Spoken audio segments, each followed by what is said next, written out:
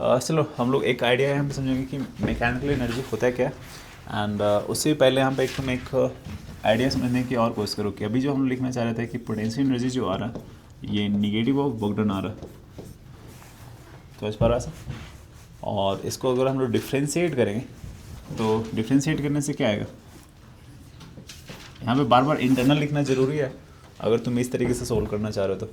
Otherwise अगर हम लोग अपने आइडिया से करेंगे ऐसा कि पोटेंशियल एनर्जी जो हो रहा है बर्डन बाय एक्सटर्नल फोर्स हो रहा है ऐसा, तो देन हम लोगों को लिखना पड़ेगा ऐसा पोटेंशियल एनर्जी जो हो रहा होगा नेगेटिव ऑफ बर्डन इंटरनल, क्योंकि इंटरनल एंड एक्सटर्नल ऑलवेज एक दूसरे के अगेंस्ट हो रहा है। लाइक अगर तुम किसी भी सिस्टम के लिए ऑब्जर्व करो, पेन को लिफ्ट करना चाह रहे हो तो ग्रेविटी डाउनवर्ड लगा रहा है, तुम अपवर्ड लगा रहे हो फोर्स, तो ग्रेविटी का बर्डन नेगेटिव हो रहा है, तुम्हारा बर्डन पॉजिटिव हो रहा है। अगर ये पेन नीचे जा रहा है तो ग्रेविटी का बर्डन पॉजिटिव हो रहा है, तुम्हारा बर्डन नेगेटिव हो रहा है। सोच पा रहा है। तो ऑलवेज इंटरनल एंड एक्सटर्नल जो हो रहा है एक दूसरे के अगेंस्ट भी वर्क करता है, तो दैट्स वाई हम लोग कुछ ऐसा करना चाह रहे हैं। तो मोस्ट ऑफ द टाइम तुम इस इक्वेशन को अगर यूज करना चाहोगे तो ज़्यादा सिंप्लीफाइड वे में देखिएगा। दैट्स वाई इसको हम लोग पोटेंशियल एनर्जी को इस तरीके से डिफाइन करते हैं। थोड़ा थोड़ा रीजन समझ आ रहा हो क्यों ऐसा। तो अब इसको तुम क्या करोगे, हम लोग इसको डिफ्रेंशिएट करेंगे तो इसको ये भी लिख सकते हैं ना sir, D U upon D T and D W upon कुछ ऐसा सेंस में आएगा। सोच पा रहा हो, डिफरेंशियल टर्म में लिख सकते हैं। अगर तुम्हें नहीं समझ आ रहा तो हम लोग टी के रिस्पेक्ट में डिफ्रेंशिएट कर दे दोनों को, एंड देन वापस डी टी कैंसिल आउट कर देंगे बाद में, तो ये बन जाएगा D U is equals to minus D W. Effectively same हो रहा। मैं ऐसा इसलिए करना चाह रहा हूँ कि इससे एक रिजल्ट आएगा हम लोग के पास, देखना कि डी डब्ल्यू को हम लोग क्या लिख सकते हैं, minus F dot D R लिख सकते हैं ऐसा। ये अभी के लिए मैं सिंगल डायमेंशन में करना चाह रहा हूँ, तो एफ डॉट डी एक्स बोल सकते हैं ऐसा, फॉर 1D। समझ पा रहा ऐसा, डी एक्स या तुम डी आर बोल सकते हो ऐसा। तो अगर इसको हम लोग एफ कैलकुलेट करना चाह रहे हैं यहाँ से, तो ऐसा तुम सोच पाओगे D U upon D x. That means कि जो भी कंजर्वेटिव फोर्स आ रहा होगा उसके कारण सम पोटेंशियल एनर्जी होगा, एंड जब भी तुम्हारे पास पोटेंशियल एनर्जी दिया होगा उसके हेल्प से हम लोग फोर्स कैलकुलेट कर सकते हैं कि कंजर्वेटिव फोर्स होगा क्या। सोच पा रहे हो, सपोज अगर स्प्रिंग के पार्ट्स तुम्हारे पास एनर्जी स्टोर दिया हुआ कि इसके पास हाफ के एक्स स्क्वायर एनर्जी हो रहा है, तो स्प्रिंग फोर्स अगर निकालना तो सिंपली क्या करेंगे, minus D U upon D X करेंगे। तो minus D upon D X करेंगे क्या आएगा, minus k y two into two x करोगे, two x minus k x आ रहा होगा।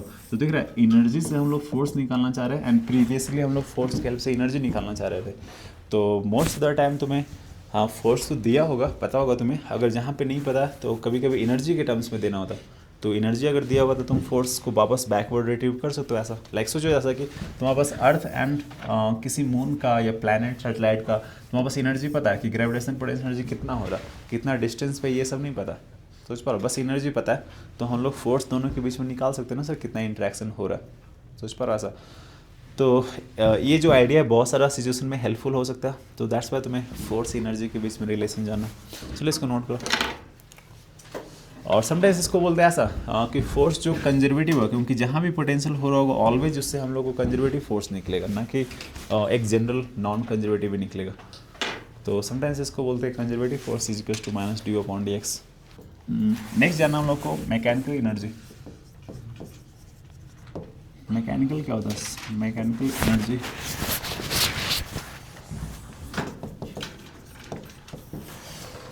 और मैकेनिकल एनर्जी बोलने का मतलब हो रहा है कि कोई भी एक पार्टिकल है उसके पास पोटेंशियल एनर्जी भी होगा प्लस काइनेटिक एनर्जी होगा। एंड तुम्हें अब यहाँ से थोड़ा थोड़ा आइडिया दिख रहा होगा कि इसको हम लोग टोटल एनर्जी बोलते हैं या सिंपली मैकेनिकल एनर्जी भी बोलते हैं। तो जब तक फोर्स कंजर्वेटिव नेचर का नहीं होगा मैकेनिकल एनर्जी का कोई सेंस ही नहीं बन पाएगा। सोच पा रहा सब, मैकेनिकल का मतलब potential plus kinetic, and potential का सेंस तभी आएगा जब तुम्हारे पास फोर्स जो होगा कंजर्वेटिव नेचर का होगा। दैट मीन्स कि मैकेनिकल एनर्जी डिफाइन होने के लिए भी क्या होना चाहिए, फोर्स जो होना चाहिए कंजर्वेटिव होना चाहिए। सोच पा रहा। तो अब हम लोग के पास एक थ्योरम यहाँ पे आता है जिसको बोलते हैं कंजर्वेशन ऑफ मैकेनिकल एनर्जी। तो इसका आइडिया ये हो रहा है कि किसी भी सिस्टम पे अगर कंजर्वेटिव फोर्स लग रहा होगा से, तो सिस्टम का जो मैकेनिकल एनर्जी होता है वो कंजर्व होता है, और इसको हम लोग प्रूव करना चाह रहे हैं। क्या कर पाओगे? लो सर, हम लोग ये प्रूव करना चाह रहे हैं कि अगर के सिस्टम पे कंजर्वेटिव फोर्स एक्ट कर रहा होगा तो उसका जो मैकेनिकल एनर्जी होगा ये कंजर्व्ड होगा। इसको कैसे प्रूव करोगे? लो कुछ आएगा या नहीं? चलो देखो ऐसा कि हम लोग के पास एक आइडिया था बर्क एनर्जी थ्योरम का। बर्क एनर्जी थ्योरम से तुम्हारे पास क्या आ रहा था कि अगर कंजर्वेटिव फोर्स सिस्टम पे एक्ट कर रहा होगा तो हम लोग उसके लिए क्या लिख सकते हैं? Work done by conservative force is equals to change in kinetic energy. इतना तो कोई प्रॉब्लम नहीं हो रहा होगा, राइट? तो बर्कडन बाई कंजर्वेटिव फोर्स को क्या लिख सकते हैं?